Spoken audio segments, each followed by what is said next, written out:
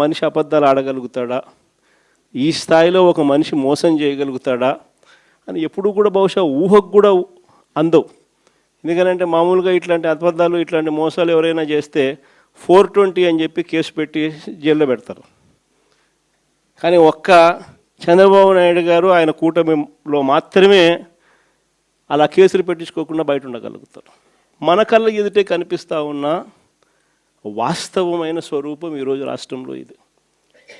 ప్రతి చోట విపరీతమైన కరప్షన్, విచ్చలవిడి కరప్షన్ జరుగుతూ ఉంది.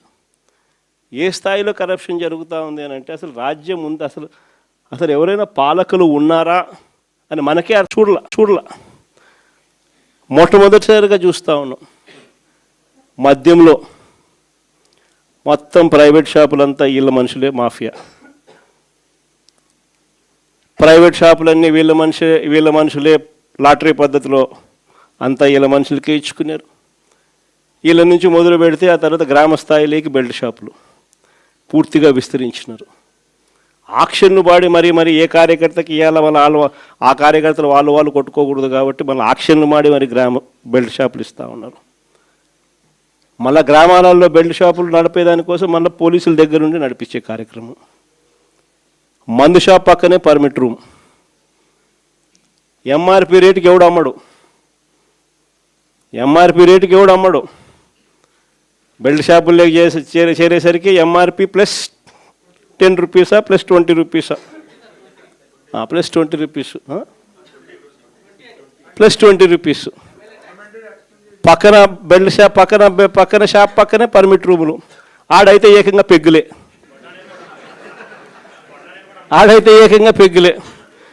అంతటితో కూడా సరిపోదు అన్నట్టుగా ఏకంగా ప్రతి 4-5 బాటిళ్ళకు ఒక కల్తీ బాటలు. గవర్నమెంట్కు మామూలుగా రావాల్సిన ఆదాయాలు రాకుండా ఎలా పక్కదావ పడతా ఉన్నాయో చూడండి. ఇసుకేమో మన హయాంలో సంవత్సరానికి 750 కోట్లు ఇసుకలో గవర్నమెంట్కి ఆదాయం వచ్చేది. 5 ఏళ్ళు కలిపి దాదాపుగా 3500 కోట్లు రాష్ట్ర ప్రభుత్వానికి ఆదాయం వచ్చేది ఇసుకలో. ఈరోజు ఇసుక అనేది ఫ్రీ అంటారు. ఎక్కడైనా ఇసుక ఫ్రీ జరుగుతుందా? పూర్తిగా దోచేసుకోవడమే. ఎక్కడ చూసిన మిషన్లు, ఎక్కడ చూసిన లారీలు, ఎక్కడ చూసిన టిప్పర్లు దోచేసుకుంటా ఉన్నారు. ఇసుక చూస్తే రేటు చూస్తే మనకన్నా డబుల్ రేటుకి అమ్ముతూ ఉన్నారు. మన ప్రభుత్వ హయాంలో అమ్మిన దానికన్నా డబుల్ రేటుకి అమ్ముతూ ఉన్నారు. రాష్ట్ర ప్రభుత్వానికి రావాల్సిన ఆదాయం 0.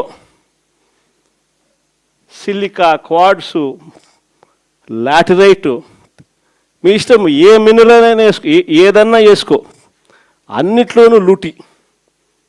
రాష్ట్ర ప్రభుత్వానికి సంబంధించిన ఆదాయాలు రాష్ట్ర ప్రభుత్వానికి రావు. మొన్న సంక్రాంతికి అయితే హైలైట్. నిజంగా అసలు ప్రభుత్వమా జంగల్ రాజ్యమా ఇదే అని చెప్పి అనిపించే విధంగా జరిగింది.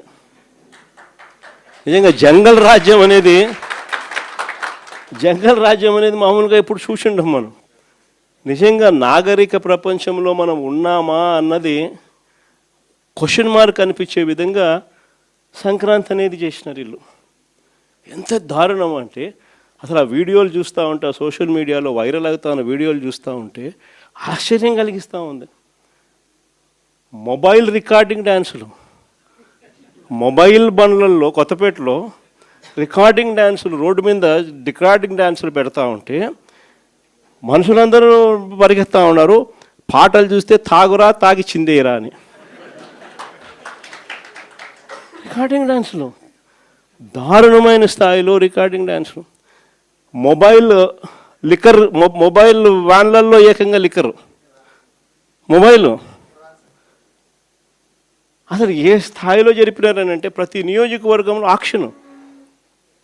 ఇవన్నీ చేయడానికి ఆక్షను. మా పులివెందులలో కూడా 3 కోట్ల కంటెస్ట్ చేసిన ఎమ్మెల్యే 3 కోట్లకు అమ్ముకున్నాడు. వీళ్ళు ఎక్కడెక్కడి నుంచో వచ్చి అక్కడ సెటప్ చేస్తారు. 9 సెంటర్లలో 8 సెంటర్లలో పెట్టుకుంటారండి.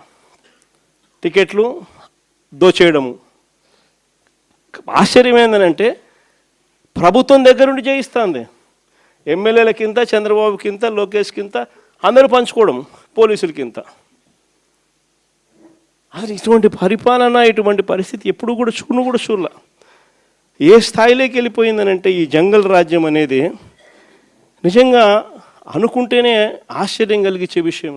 ఓ డిఎస్పీ అనేవాడు మైక్ పట్టుకుంటాడు, యూనిఫామ్లో ఉన్నాడు, మైక్ పట్టుకున్నాడు, ఊపేయి కుదిపేయి అంటాడు. డిఎస్పీనా అసలు ఇది ఏం మనిషి వేయడం అని చెప్పి అర్థం కావడం అసలు.